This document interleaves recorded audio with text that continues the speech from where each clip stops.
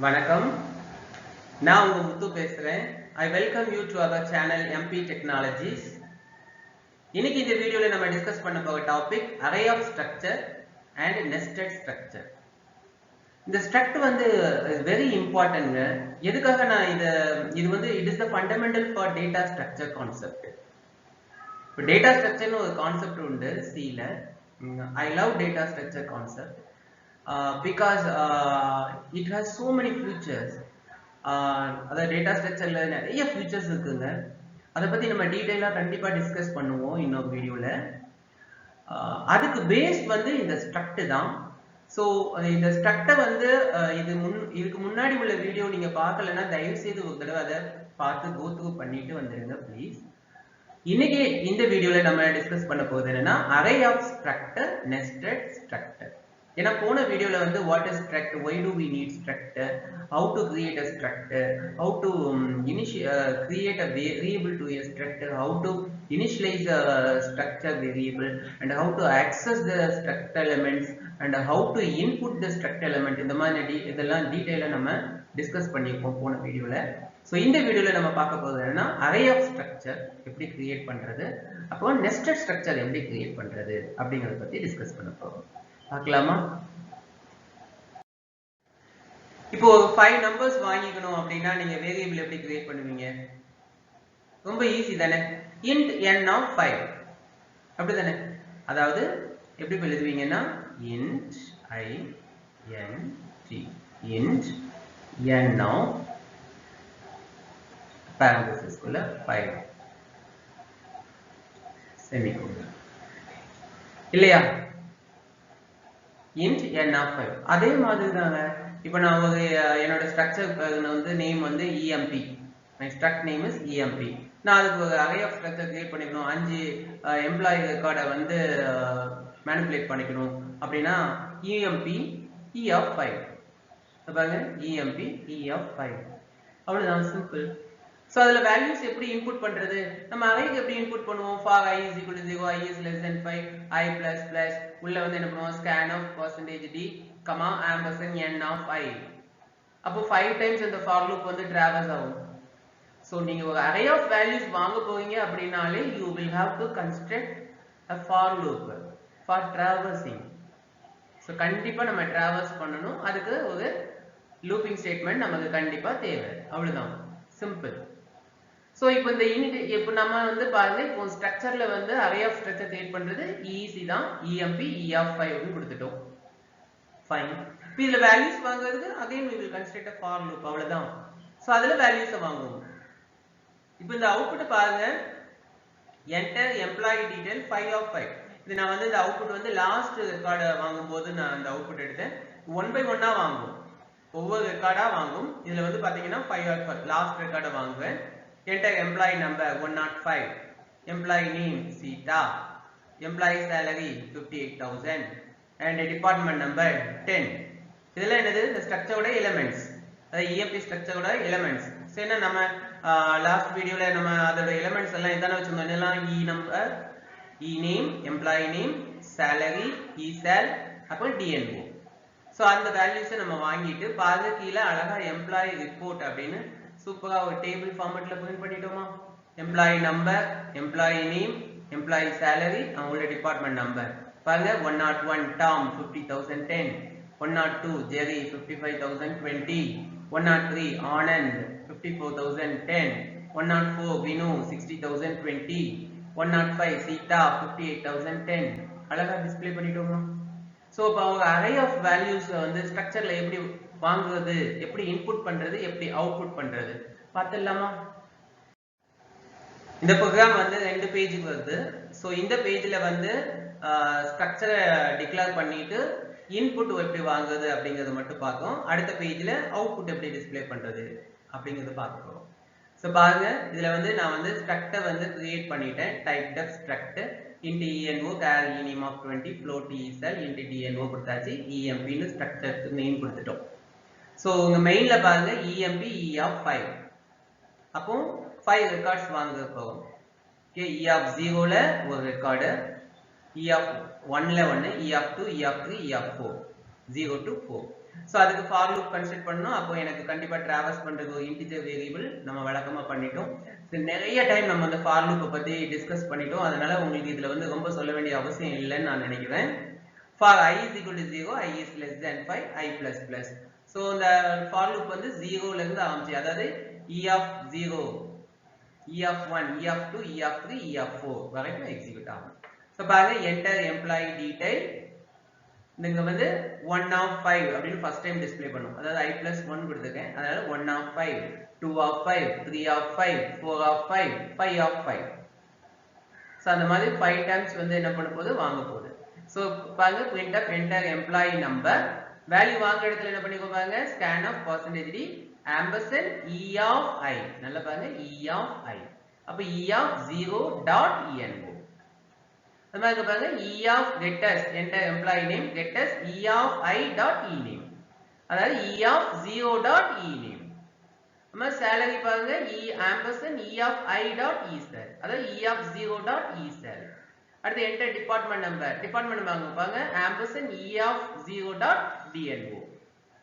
அப்ப இந்த for loop முடிஞ்சு மறுபடியும் இங்க மேல வரும் I plus plus. I plus plus னா I வந்து 1 ஆகும். 1 is less than 5 ah? Yes. அப்போ இப்போ செகண்ட் ரெக்கார்ட் வாங்குது.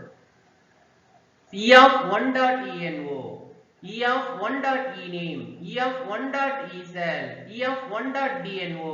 again மேல வரும், அது 2 ஆகும். அப்போ E of 2.envo, E of 2.ename. so இந்த மாதிரி 5 times E of 0, E of 1, E of 2, E of 3, E of 4.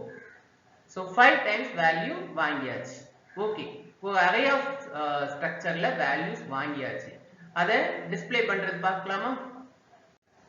Display பண்றதும் ஒன்றும் பெரிய கம்பஸ் உத்தியோகம் கிடையாதுங்க. அது ஒன்றும் பெரிய கஷ்டம் கிடையாது. ஒரு ஃபார் லூப் யூஸ் பண்ணி நம்ம சிம்பிளா டிஸ்ப்ளே பண்ணிட போறோம்.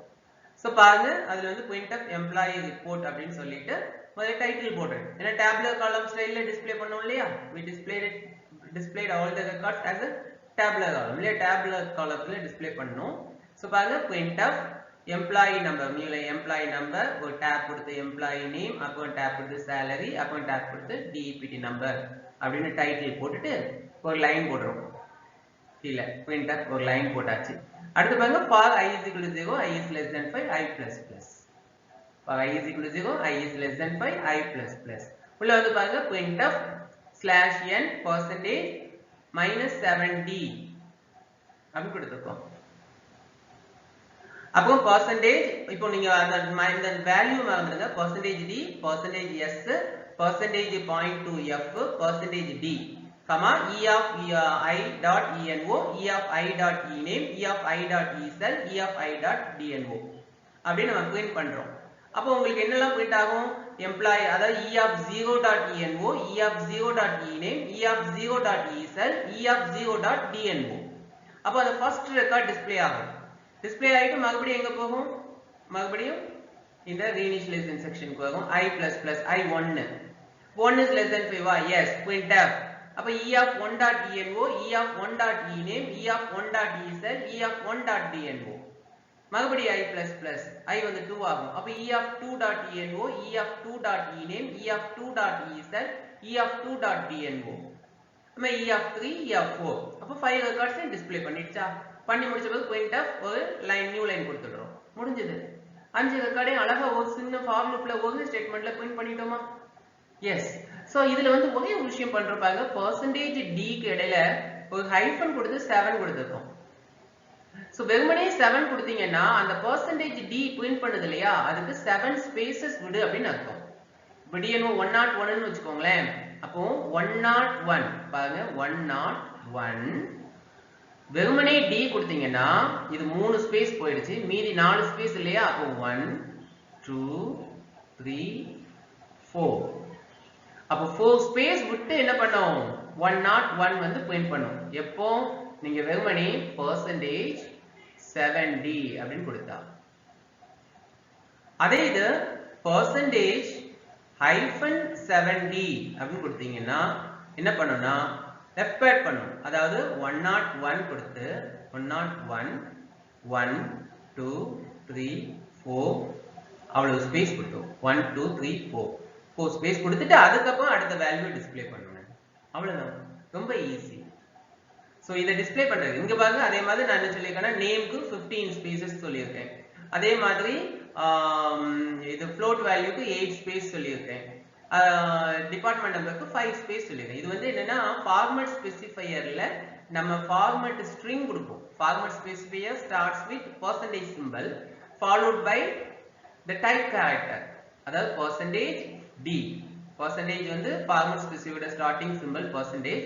அப்போ டைப் கேரக்டர் கொடுப்போம். d இல்லனா %s இந்த மாதிரி கொடுப்போம் இல்லையா? %f. இதுக்கு இடையில வந்து நம்ம சில வேல்யூஸ் கொடுக்கலாம். 0.2 னீங்கன்னா என்ன ஆகும்?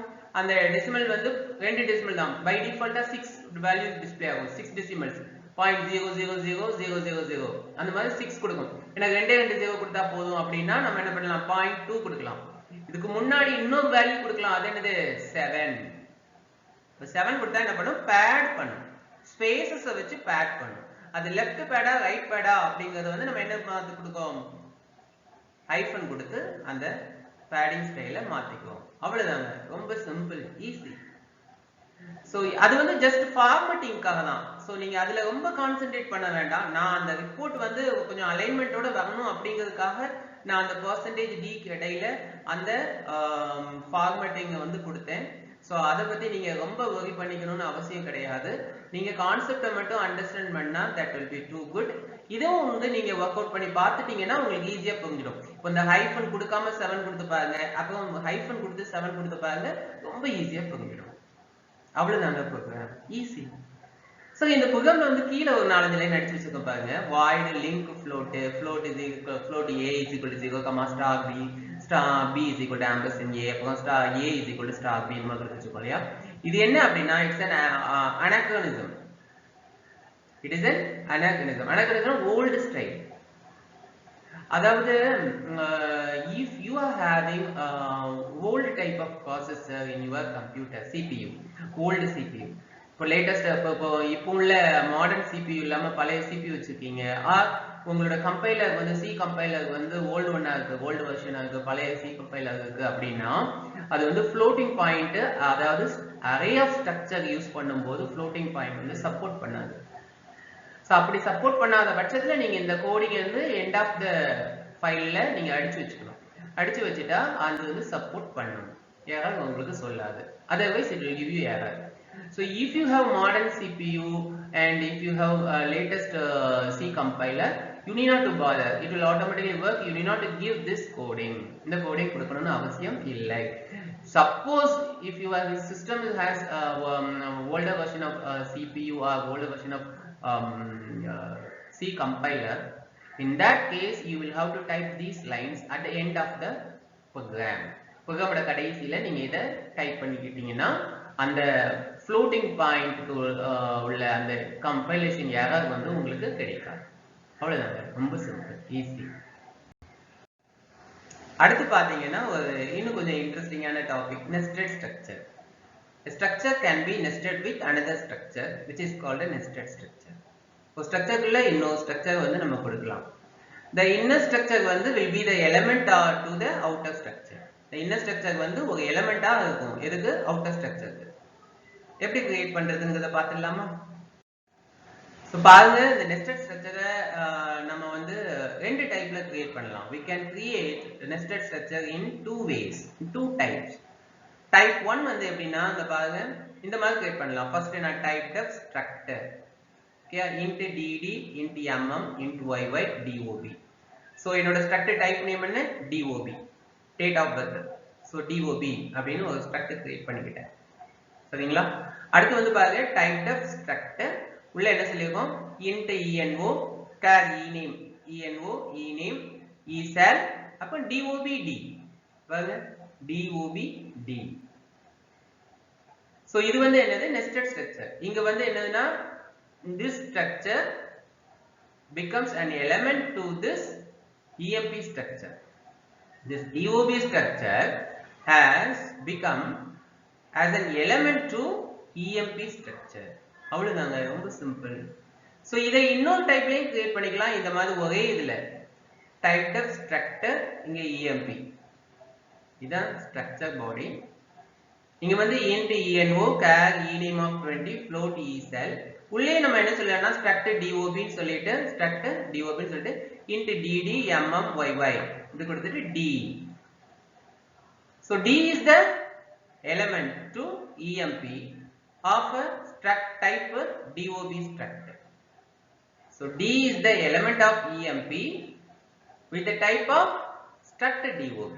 அவ்வளவுதான், easy. ரெண்டு சேம் தான். அண்டர்ஸ்டாண்ட் ஆகுது இல்லையா? சோ இந்த நெஸ்டட் ஸ்ட்ரக்சருக்கு வேல்யூ எப்படி வாங்குறது?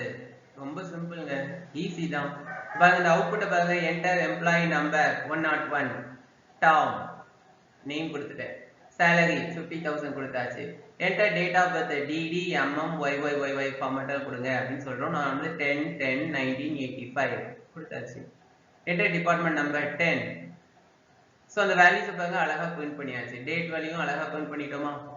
சோ இதை எப்படி அக்சஸ் பண்றது, எப்படி டிஸ்ப்ளே பண்றது நெஸ்டட் ஸ்ட்ரக்சர் வேல்யூ பார்த்தலாமா? ரொம்ப ரொம்ப சிம்பிள்ங்க, ஒண்ணுமே கிடையாது. இத பாருங்க, நம்ம வந்து ஒரு ஸ்ட்ரக்சர் வந்து இன்னர் ஸ்ட்ரக்சர் கிரியேட் பண்ணிட்டோம் dob ன்னு. அந்த dob ய emp ஸ்ட்ரக்சர்க்குள்ள ஒரு எலிமெண்டா கொண்டு வந்துட்டோம், dob d ன்னு கொண்டு வந்துட்டோம். இந்த emp க்கு நம்ம என்ன பண்றோம்னா இங்க ஒரு வேரியபிள் கிரியேட் பண்றோம், emp e. நல்லா பாருங்க, இதுக்குள்ள நம்ம வேல்யூஸ் வந்து வாங்கும்போது இப்ப e க்கு வேல்யூ வாங்கும்போது ampersand e.eno ampersand e.ename ampersand e.esal ampersand e.dno வாங்கிடுவோம் இல்லையா? Employee number, name, salary, department number, இந்த நாலுமே வாங்கிடுவோம். டேட் ஆஃப் பர்த் வாங்க இடத்த மட்டும் பாருங்க, இந்த வாங்குறது எல்லாமே காமன் தான், as usual வாங்குவோம் இல்லையா? அந்த பாருங்க dno வாங்கிட்டோம்.